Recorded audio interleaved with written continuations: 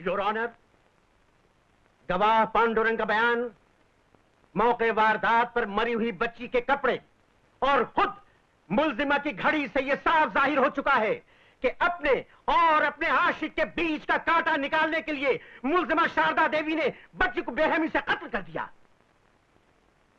इसलिए मैं अदालत से दरखास्त करूंगा कि समाज और औरत पर कलंक लगाने वाली इस कलंकित औरत को सख्त से सख्त सजा दी जाए, ताकि फिर कोई खुदगर्ज औरत इतना भयानक जुर्म न कर सके, इतना भयानक पाप न कर सके। योर ऑनर, पब्लिक प्रोसिक्यूटर साहब सिक्के के एक ही पहलू को ठोक बजाकर अदालत को किसी एक फैसले पर पहुंचने के लिए मजबूर कर रहे हैं, जबकि ये बात सभी जानते हैं कि सिक्के का एक दूसरा पहलू भी होता है जिसे नजरअंदाज करना कानूनन जुर्म है। योर ऑनर, सिक्के के इसी दूसरे पहलू यानी कि शारदा देवी पर लगाए गए इल्जामों पर उनके वकील की हैसियत से मैं एक नई रोशनी डालना चाहता हूं। इजाजत है। ना ना ना ना, ना मुन्ना, तुम कहां चले हैं? तुम तो मेरी सर्चलाइट हो। तो तुम्हारा नाम पांडु है? जी साहब। भाई पांडुरंग, क्या काम करते हो? मच्छी पकड़ता हूँ साहब। अच्छा अच्छा, दरिया पर? जी साहब। तो मंगलवार के दिन भी तुम मच्छी पकड़ रहे थे? जी साहब। अच्छा अच्छा, मछली क्यों नहीं पकड़ी, सिर्फ कपड़े क्यों पकड़े? ये सब किनारे पर ही पड़ा हुआ था साहब। सब क्या? यही घड़ी, कपड़े, जूते। अच्छा अच्छा, सब कुछ मिला, लेकिन लाश? लाश? लाश कहाँ मिलती साहब, इतना गहरा दरिया है, डूब के मर गई होगी बेचारी। हाँ, तुम्हारा मतलब है कि कातिल ने तुम्हें गवाह बनाने के लिए पहले तुम्हारे सामने अपनी घड़ी उतार कर रखी और फिर बच्ची के कपड़े, और फिर देखते ही देखते उसे पानी में धकेल कर मार डाला। Order order. योर ऑनर, ये बात सभी अच्छी तरह जानते हैं कि समुंदर इंसान की तरह लालची नहीं होता, वो अपने अंदर कोई चीज छिपा कर नहीं रख सकता। इसके बाद भी अगर बच्ची का कत्ल हुआ होता तो लहरों ने लाश को किनारे पर पटक दिया होता और अब तक लाश मिल गई होती पुलिस को मिलावट। क्यों भाई, ठीक कह रहा हूं ना? और वैसे भी तुम तो मछुआरे हो, समुंदर का स्वभाव अच्छी तरह जानते होगे। बताओ, लाश को कहां छिपा रखा है? सब लाश मैं नहीं जानता साहब। कितने पैसे मिले थे झूठी गवाही देने के? कितने पैसे मिले थे? सब 200 रुपए मिले थे। किसने दिए थे वो 200 रुपए? वो रूपा देवी ने दिया साहब, रूपा देवी ने।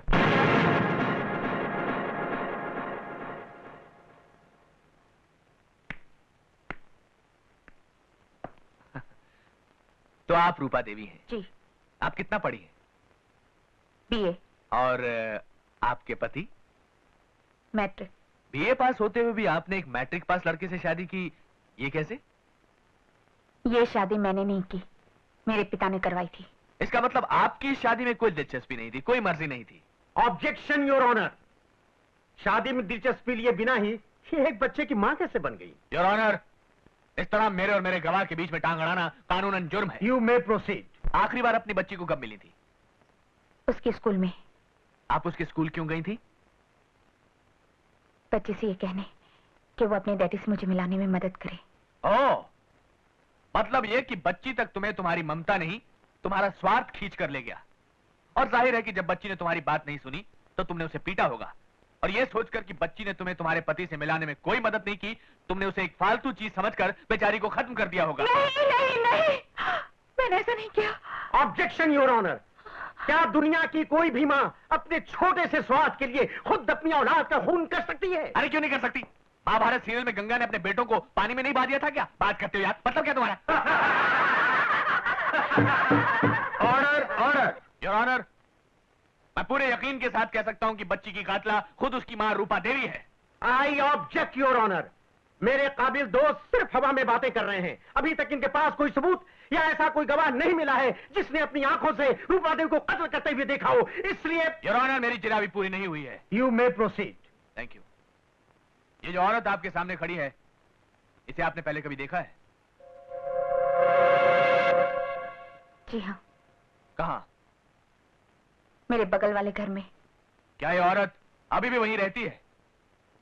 नहीं, अब ये मेरे घर में रहती है। आपके घर में? क्या आप अदालत को इसकी वजह बता सकती हैं? मैं बताता हूं, क्योंकि आपके ख्याल में आपके पति में और शारदा देवी के बीच कुछ नाजायज ताल्लुकात चल रहे हैं, है ना? हाँ। तुमने अपनी आंखों से कभी कुछ देखा? नहीं, मैंने सोचा। सोचा, सिर्फ सोचा रूपा देवी, देखा नहीं। योर ऑनर, अभी अभी मेरे काबिल दोस्त ने कहा कि बिना अपनी आंखों से देखे किसी फैसले पर पहुंचना गलत है। जबकि रूपा देवी ने बिना अपनी आंखों से देखे मेरी मुवक्किला शारदा देवी पर ऐसे घिनौने इल्जाम लगाए हैं कि उनका खुद अपने मोहल्ले में सर उठाकर चलना नामुमकिन हो गया। उनकी परमानेंट नौकरी चली गई, यहां तक कि बेचारी की सगाई भी टूट गई। योर ऑनर, योर ऑनर, अगर किसी को जान से मार देना कानूनन जुर्म है, तो किसी के चरित्र की हत्या करना भी एक संगीन जुर्म से कम नहीं जो रूपा देवी ने किया है। योर ऑनर, जिस औरत को ऐसे अपराध करने की आदत सी पड़ जाए, उसके लिए अपनी बच्ची को मारना भी बहुत बड़ी बात नहीं। इसलिए मैं अदालत से दरख्वास्त करता हूं कि श्रीमती रूपा देवी को उनके अपराध के लिए उचित दंड दिया जाए। That's all, Your Honor. इस मामले का फैसला अदालत कल तक मुलतवी करती है।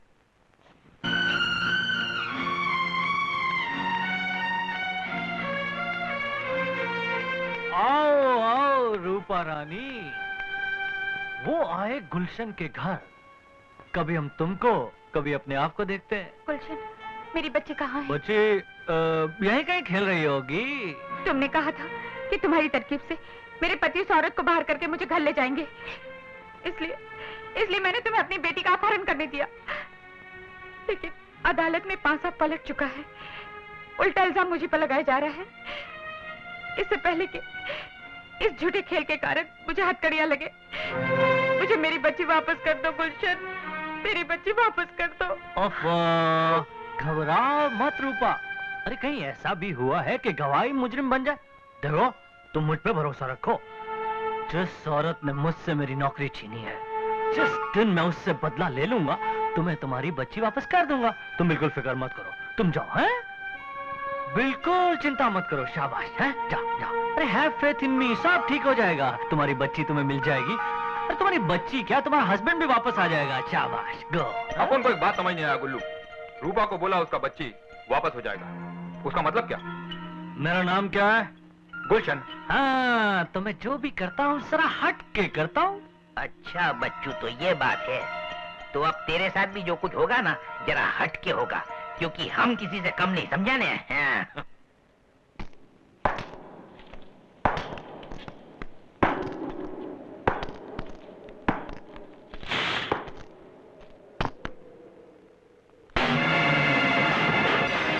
बच्ची कहाँ है? कौन सा बच्चा? किसका बच्चा? मेरी बच्ची। हमें क्या मालूम? नहीं मालूम? नहीं।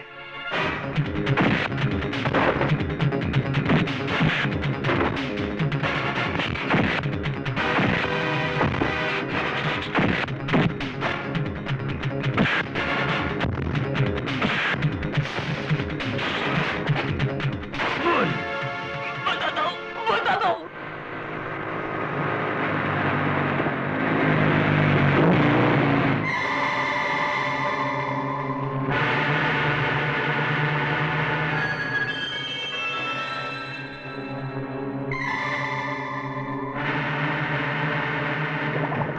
गुरु, वो आ गया। कौन? इस बच्ची का बाप। वो मुझ तक नहीं पहुंचना चाहिए। खत्म कर दो इसको। ठीक है, चलो।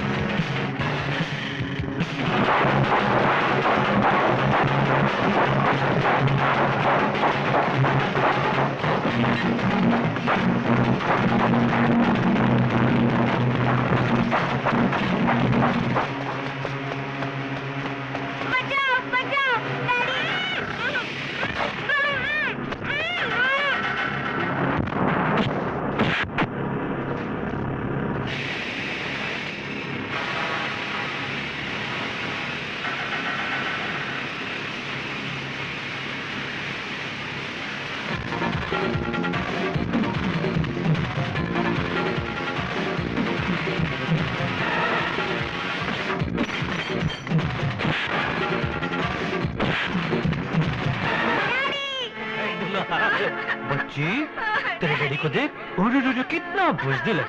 तुझे फेंक दूं? हैं? फेंक दूं? हैं? आगे आएगा? आजा, ले ले।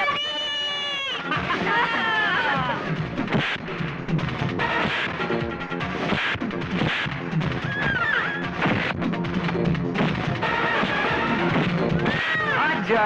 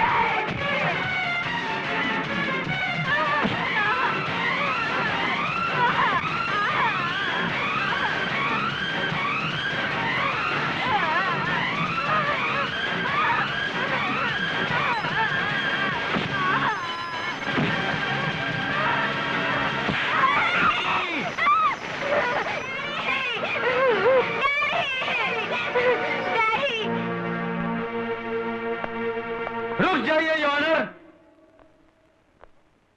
बच्ची मिल गई और जिंदा है।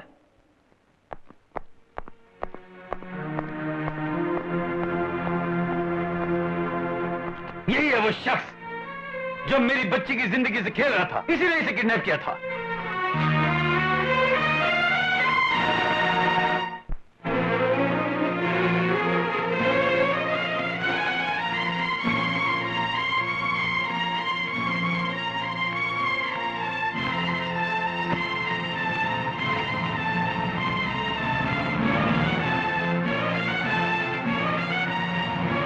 मौसी, ये सब लोग कहाँ जा रहे हैं? तुम्हें मालूम नहीं? सब लोग शादी में जा रहे हैं। शादी?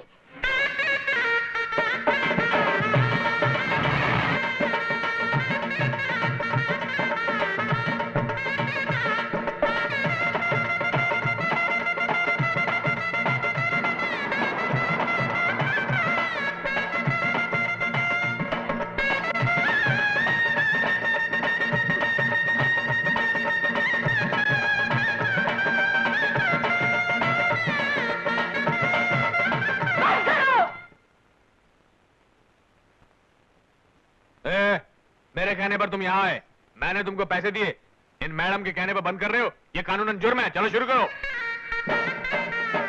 आओ बेना आओ, ये लो फूल डालो।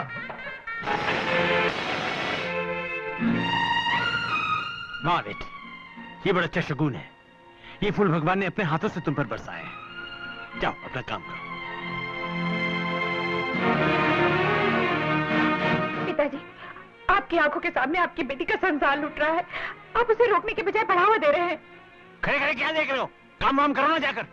हाँ, मैं तो जाता हूँ, मेरे को तो दूसरा भी बहुत काम है। जैसी करणी वैसी भरणी। जो जैसा बोएगा वैसी ही फसल काटेगा। पिताजी,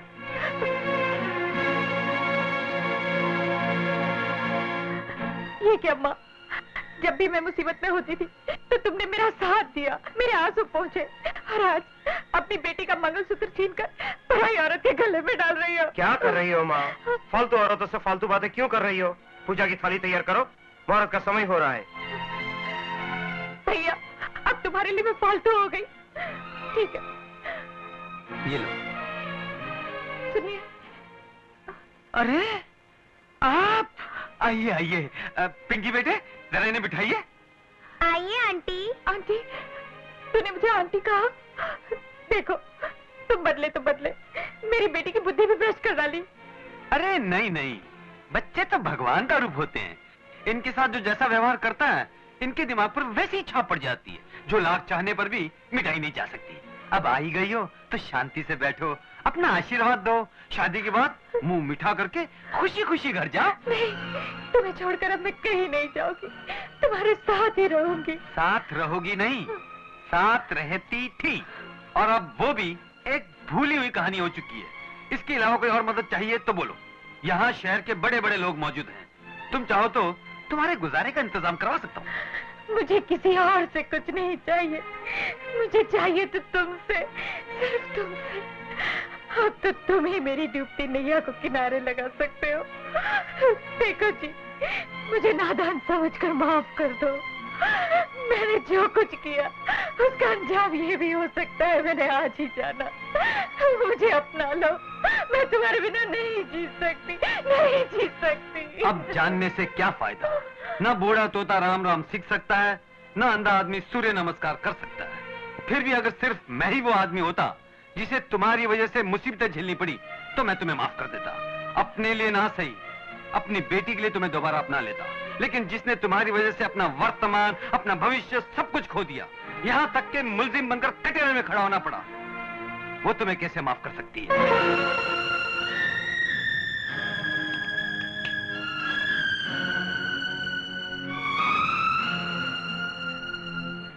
शारदा, मैंने जो भी कुछ किया झूठे शक और जलन की वजह से किया।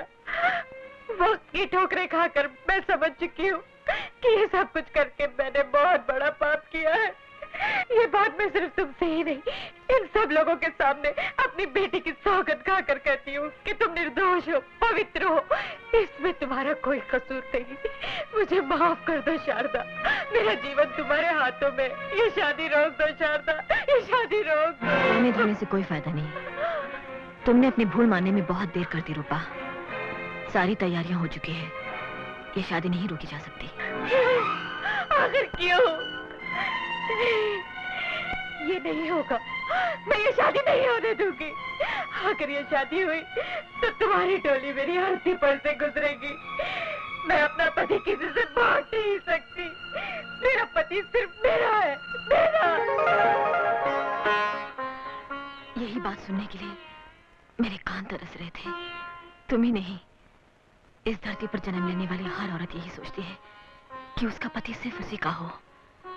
मैं भी एक औरत हूँ, तुम्हारे मन की बात मैं अच्छी तरह समझ सकती हूँ। तुमने मेरे साथ जो किया सो किया, लेकिन अपने पति को भी कितना दुख पहुंचाया। उनका अपमान किया, झूठे आरोप लगाकर उनका दिल दुखाया। इतने पर भी उन्होंने उफ तक नहीं किया। अरे तुम्हें तो अपने सुहाग पर अभिमान होना चाहिए। तुम्हारे पति ने तुम्हारे अलावा और किसी लड़के के बारे में सपने में भी नहीं सोचा। रूपा, याद रखना, मैंने कभी नहीं चाहा कि तुम्हारा मंगलसूत्र छीनकर मैं अपने गले में डाल लूं। पति तो सभी को मिल सकता है, लेकिन अच्छा इंसान किसी किसी को मिलता है। सुनो, ये विवाह मेरा और प्रकाश का नहीं है। पिंकी के खो जाने पर मैंने मन्नत मांगी थी कि अगर बच्ची सही सलामत मिल जाए तो मैं कृष्ण तुलसी विवाह रचाऊंगी, और भगवान ने मेरी सुन ली। वो देखो।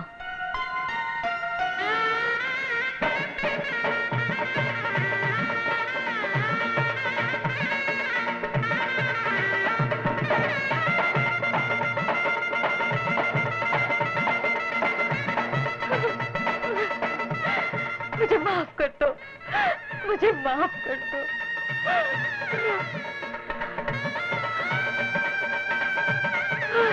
मम्मी!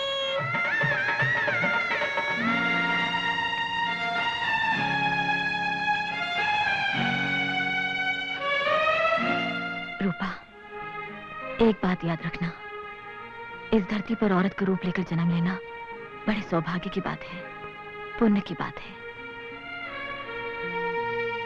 पति के जीवन में कभी तूफान बनकर मत गुजरना, हमेशा ठंडी हवा का झोंका बनकर रहना।